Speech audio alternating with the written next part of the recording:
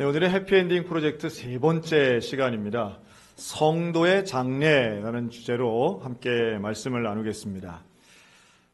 지금 현재 우리 대한민국에서 이루어지고 있는 장례 예식은 과거에는 지역 간의 편차도 좀 있었고 집안 간의 차이도 있었지만 지금은 전국 어디를 가나 거의 비슷한 분위기와 동일한 절차로 진행되는 것을 보게 됩니다.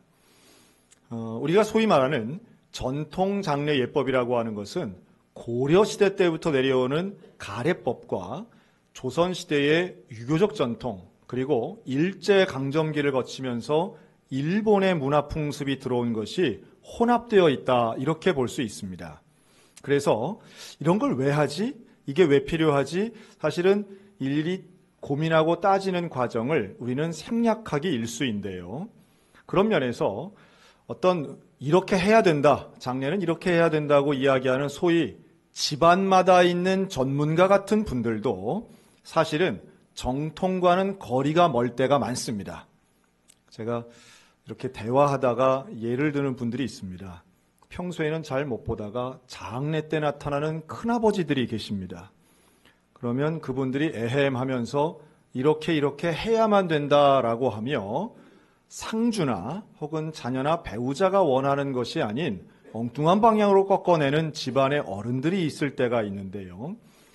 이러한 경우를 다 포함해도 사실은 전통이란 이름일 뿐 사실은 본인이 아는 한정적이고 제한된 제도라는 것을 먼저 말씀드립니다. 저도 이번 해피엔딩 프로젝트를 준비하면서 내가 참 무지했다, 참 모르는구나. 꼭 기독교적인 장례 예식이 아니더라도 우리는 그렇게 하고 있다고 생각하는 부분도 제대로 하려면 거의 불가능에 가까운 것이 유교적 전통이고 가례법이구나. 여기에 또한 풍수지리까지 동원이 되어서 우리에게는 여러 가지 것들이 만들어지고 머리의 위치라든가 시신의 위치라든가 이런 것도 정해지고 물이 나는 것이면 안 되고 기울어지면 안 되고 이런 식의 우리가 생각하고 들어서 알았던 것들이 사실은 성경적이지 않구나 하는 것을 좀 깨닫는 시간이 되었으면 좋겠습니다. 먼저 일반적 우리가 전통적으로 생각하는 장례 절차는 대개 이렇습니다. 임종이 일어나면 먼저 부고를 하게 되고요. 또한 시신의 처리에 있어서는 손발을 묶고 솜으로 코와 귀를 막는 수시의 절차를 합니다. 이때부터 유족들은 곡을 하기 시작하고요. 소렴, 대렴, 초번이라고 하는 표현을 쓰는데 이것은 시신을 처리하는 과정이기도 합니다. 이때에 아마 이걸 어릴 때 보신 분들이 혹시 계실지 모르겠는데요. 고인이 입었던 옷, 특히나 상의죠. 저고리를 들고 지붕 위나 마당에 나가서 그 저고리를 흔들었던 풍습도 있었습니다. 옛날 임금님이 돌아가셨을 때 하던 일인데요. 그러면서 3번 복을 외치는 고복의 절차를 하고 죽은 자를 위한 음식이라 해서 사자밥을 차려놓는 집안들도 있습니다. 옷을 갈아입습니다. 역복이라고 하는데요. 이걸 발상이라고도 합니다. 소위 말해 상복으로 갈아입는 것이죠. 그런데 그러기 위해서는 먼저 시신을 닦고 염포로 묶는 습을 합니다. 이것을 우리는 염습이라고도 하죠. 21개의 끈으로 묶는 소련, 그리고 몸을 전체적으로 묶는 대렴, 그리고 얼굴과 발끝, 손끝을 모든 걸 천으로 가리는 3배의 천으로 둘둘 말아서 완전히 미라처럼 만들어버리는 초번을 합니다. 이럴 때에 시신의 입에는 엽전이나 쌀을 넣는 반함의 절차를 하는 경우도 있습니다. 영구를 상여로 옮기는 천구, 그리고 영구를 장지로 옮기는 발인, 죽은 영혼을 돌보는 제사를 우제라고 하는데요. 가장 먼저 드리는 제사는 초우, 다음 날 드리는 제사가 제우, 셋째 날 드리는 제사가 사무가 됩니다. 그래서 우리가 소위 말한 사무제다라고 하는 것은 죽은 영혼을 고인이 된 분을 3일째 찾아가서 드리는 제사를 의미하고요. 3개월 후에 드리는 제사가 졸곡, 1주년에 드리는 제사가 소상, 2년 만에 드리는 것이 대상, 그리고 3년 만에 탈상을 하게 되는 것입니다. 이렇게 말씀을 드리지만 제가 전문가가 아니기 때문에 정확하지 않을 수 있다는 것을 먼저 말씀드립니다. 그러나 또 하나 제가 확실히 아는 것은 이 정도 아는 분도 이 자리엔 별로 없을 거라는 거죠.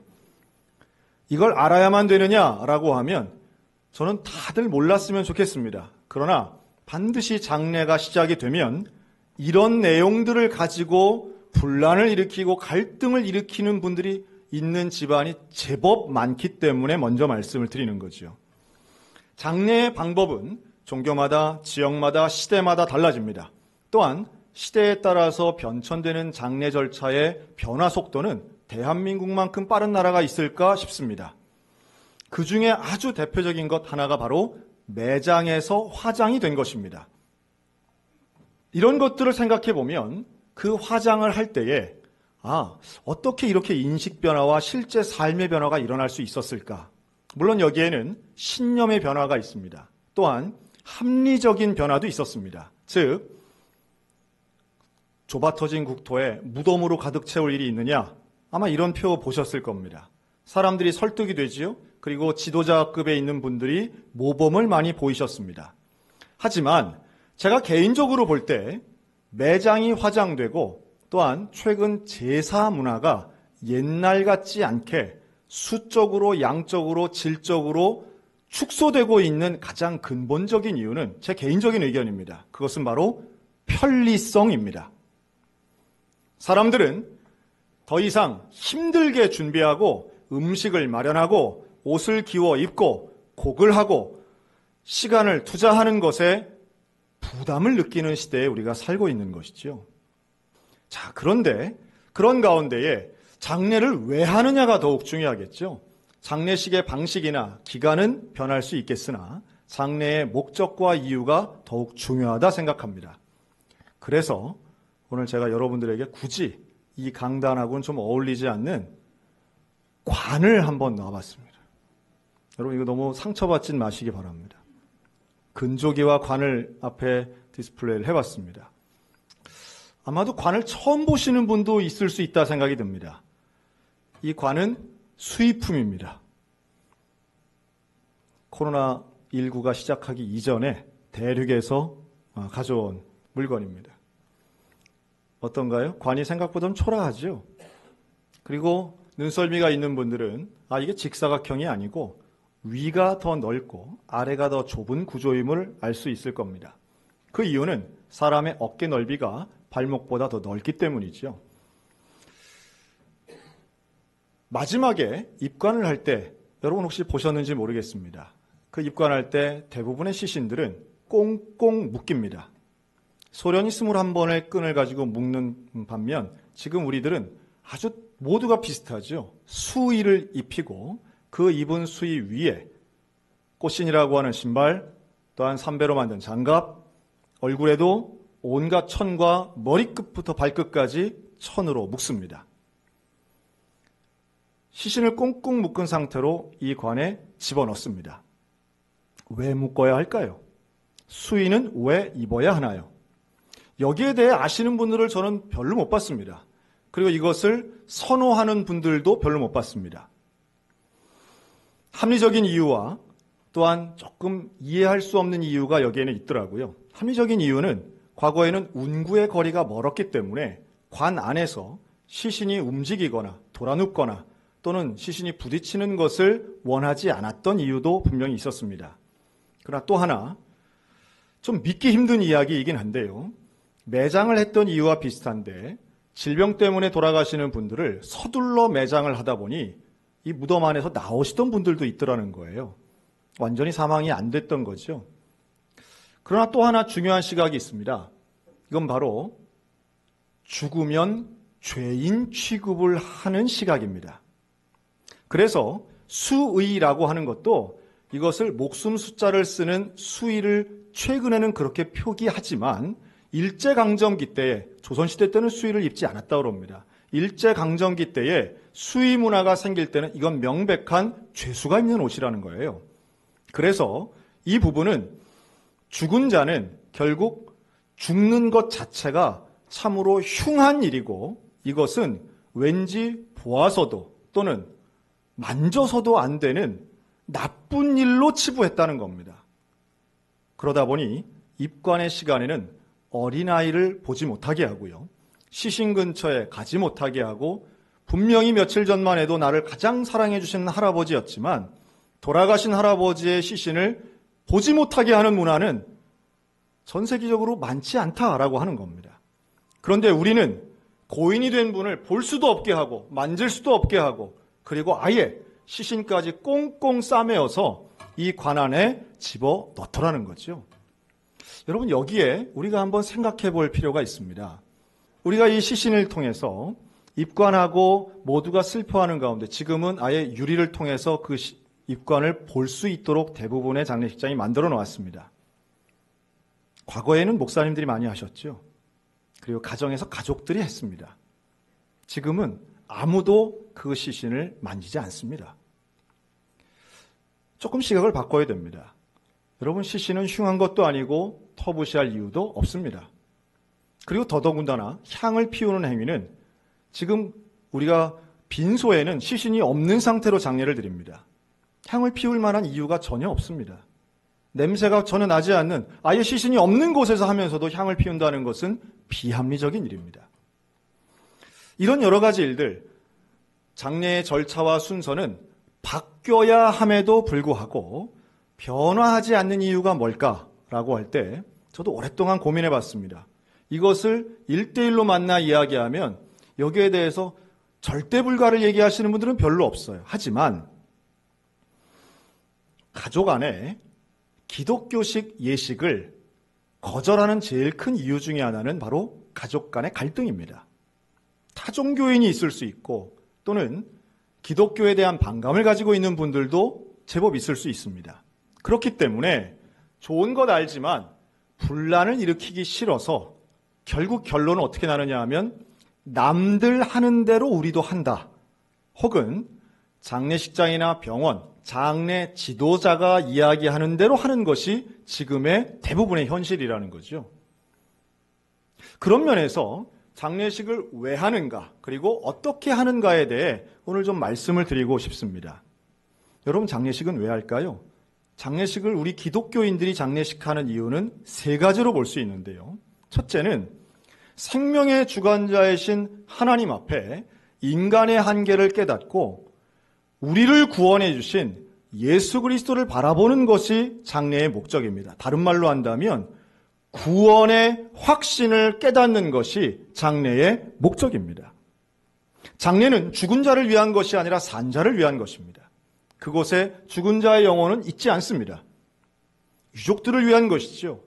타인의 죽음을 통해, 그것이 아무리 사랑하는 나의 가족이라 할지라도 타인의 죽음을 통해 우리는 내 생명도 끝나는 것이고 나에게도 언젠간 죽음의 순간이 오는데 구원받은 예수 그리스도를 통해 구원받는 일이 그래서 중요하다는 것을 깨닫는 시간이 장례가 돼야 됩니다.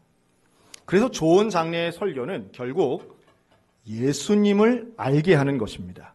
그 자리에 있을 소수라도 예수를 아직 알지 못하고 구원받지 못한 사람이 있다면 장례를 통하여 예수님을 알고 구원의 길로 나아가게끔 하는 것. 이게 장례의 첫 번째 목적이죠. 두 번째는 위로의 이유가 있습니다. 이별의 순간이 슬픈 것이지요. 그런데 죽음으로 인하여 생긴 슬픔을 위로할 수 있는 것은 오직 하나밖에 없는데 그것은 바로 예수 그리스도의 부활의 소망인 줄로 믿습니다. 잠자는 자들의 부활의 첫 번째 열매가 되신 그 예수 그리스도의 부활이야말로 오늘 우리들에게도 그 부활의 영광이 임한다라고 하는 믿음, 이것으로 장례의 슬픔을 위로받을 수 있다는 거예요. 우리의 부활은 예수님과 같은 부활입니다. 죽었다 살아난다는 뜻의 이 부활은 가장 온전하고 가장 영광된 존재가 된다는 의미이기도 합니다.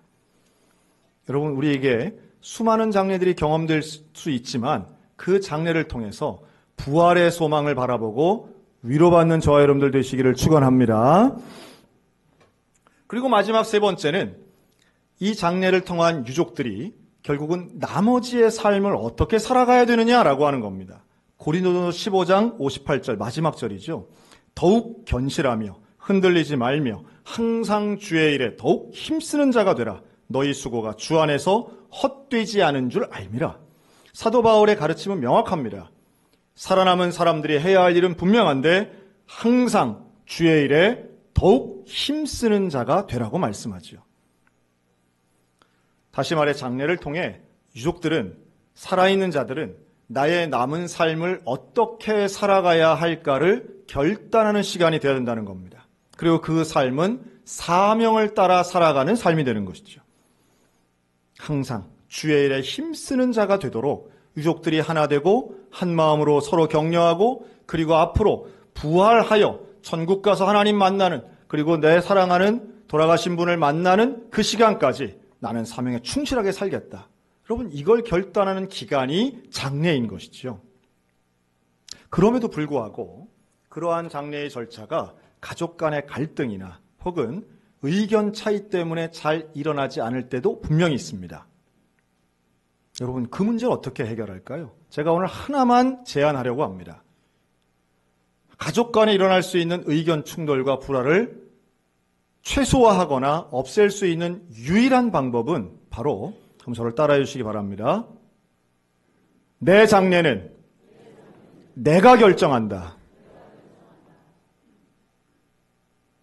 여러분, 내 장례식의 순서와 절차와 원칙과 장소를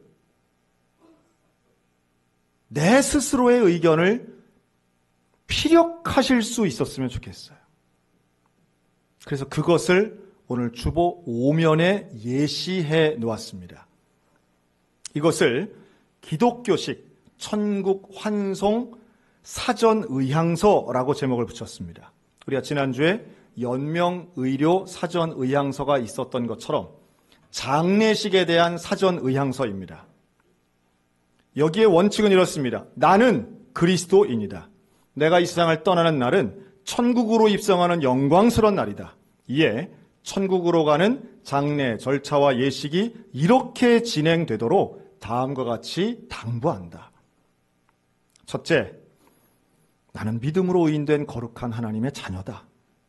그리고 내 생의 마지막을 예배로 하나님께 영광을 돌리려 한다. 아무리 큰 형님이 제사 지내야 한다고 말하고, 아무리 작은 아버지가 제사상 차려야 된다고 말해도 그때의 유족들이 우리 어머니가 원하는 건 예배예요. 우리 아버지가 소원한 건 기독교식이에요. 라고 하는 말을 할 수 있다면 장례는 분명히 단순화될 겁니다.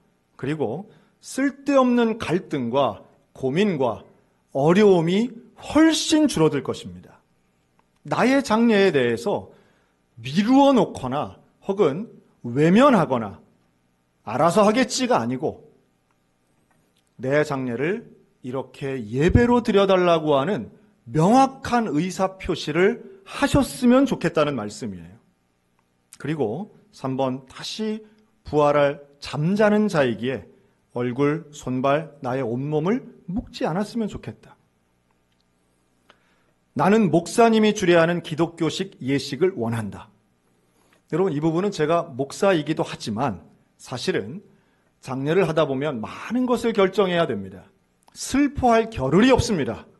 얼마나 많은 것들을 결정해야 되는지 몰라요. 그런데 그 결정하는 순간순간마다 사실은 사이가 좋은 형제들 같으면 괜찮지만 묵혀둔 감정들이 있는 집안들은 바로 그런 순간마다 터져나오고 이상한 소리가 나올 때가 있습니다.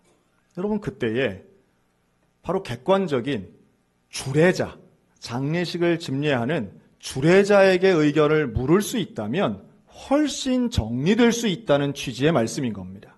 단순하게 예배만 인도하는 것이 아니라 이건 어떻게 해야 되나요? 저건 이렇게 해도 되나요? 라고 물어볼 수 있는 누군가가 있는 건 참 중요한데 그게 바로 주례자, 목회자가 되면 좋겠다는 말씀이에요.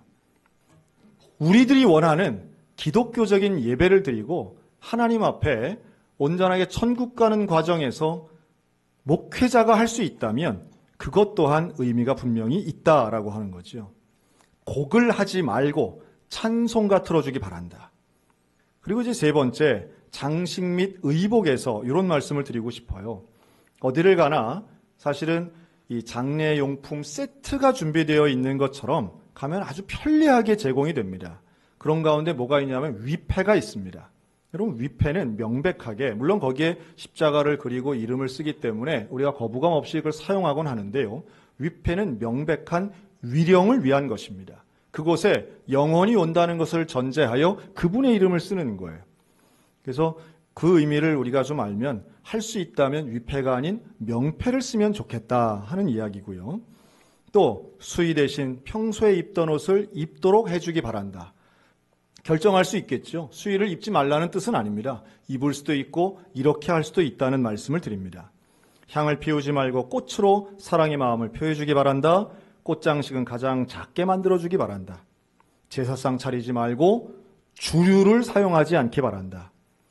이러한 어떤 자세한 부분까지도 우리가 잘 생각해서 기록할 수 있다면 이 유지를 받들어주는 자녀들이 오히려 그 원칙에 공감하고 하나가 될 수 있는 시간, 위로도 받고 마지막에 이런 게 바로 정말 진정한 의미의 계시지 않을 때 하는 효도라고 생각이 듭니다. 비싼 수의를 하고 화려한 관을 하는 것, 큰 많은 수백 송이의 꽃을 꽂아 놓는 게 효도가 아니라 돌아가신 분이 정말로 어떤 것을 원하셨을까? 그리고 생명의 주관자이신 여호와 하나님은 무엇을 원하실까? 이것을 바라보는 게 참된 효도라는 뜻입니다. 몸의 처리도 매장, 화장, 또 지난주에 했던 시신기진과 같이 명확하게 자신의 의견을 밝히는 것도 중요합니다. 그리고 마지막 당부, 내가 천국 시민 되는 날 나의 뜻대로 위와 같이 해주기 바란다. 여러분, 이 정도의 문서를 글로 쓰고 편지를 쓴다면 이거를 무시하거나 이러면 안 돼 라고 할 만한 자녀가 저는 그렇게 많지 않다고 봅니다. 아니, 오히려 역설적이지만 말을 안 들었던 자녀가 더 들을 가능성이 있습니다. 그리고 마지막으로 우리가 당부하는, 저는 그래서 그런 것도 한번 권해드리고 싶습니다. 나의 부고를 내가 직접 쓰는 것입니다. 이게 준비가 안 되니까 부고를 되게 인터넷에서 긁어가지고 자기도 모르는 어려운 한자어가 들어가 있는 거를 그냥 단체 문자로 막 발송을 하잖아요. 근데 그게 아니고 내가 내 장례식에 초대하는 의미로 쓰는 거예요. 나는 어떤 사람이고, 그리고 그 내 장례식에 왔으면 좋겠다 하는 사람들의 이름과 연락처를 미리 한번 정리해 보는 것, 그거 한번 정리해 보면 내가 고마워해야 될 사람들이 많고 내가 사과해야 될 사람이 많구나 하는 경험들을 가지시게 되리라고 예상해 봅니다. 뿐만 아니죠. 지금은 묘비를 많이 쓰진 않지만 내 묘비명에 무슨 말을 쓸까 한번 고민해 보는 것도 좋을 것 같습니다. 저도 수많은 장례를 우리 교회에서도 1년에 수십 명씩 장례를 치르곤 하는데요. 그때마다 조금 더 잘해드리면 좋겠다. 조금 더 유족들을 품었으면 좋겠다. 그리고 이러한 끌려가는 절차가 아니라 의미 있는 한 순서가 있으면 참 좋겠다. 그런 의미에서 앞으로의 장례를 더 개발해야 될 것이 저의 몫이고, 그런 장례 예식을 통해서 유족들이 위로받을 수 있도록 최대한 노력을 하는 게 경조부원들의 몫이 아닐까 또 생각을 합니다. 우리들 결국 다 임종을 맞이합니다. 또 사랑하는 가족들 참 슬프지만 장례를 할 것입니다. 여러분, 이를 위해 한번 준비해 보시기 바랍니다. 다시 한번 말씀드리지만 죽음에 집중하고 죽음을 준비하다 보면 지금의 삶이 얼마나 소중한가를 깨닫게 되고 지금의 삶의 풍성함과 온전함으로 집중하게 될 것입니다. 예수님이 원하시는 삶이 그런 것이고, 예수님이 오늘 우리들에게 약속하신 부활의 첫 열매는 소망이요 미래에 대한 확신이 됩니다. 우리 모두가 구원의 확신, 부활의 소망, 사명의 삶을 살아가는 풍성한 장래의 주인공들 다 되시기를 우리 주님의 이름으로 축원합니다. 아멘.